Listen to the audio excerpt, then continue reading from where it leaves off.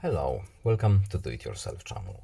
Today I will show you where to find the options and how to set up auto lock in Samsung Galaxy S22. Where to look for these options?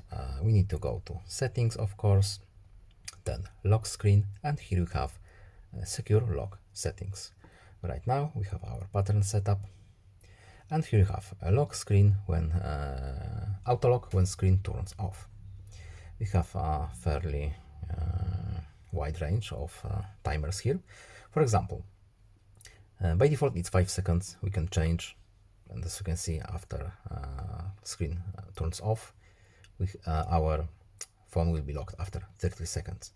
But we can choose also immediately, so when our screen turns off, our lock will be activated immediately. That's all. I hope this video was helpful to you. Please leave a like and subscribe. Have a nice day and see you in the next video. Goodbye.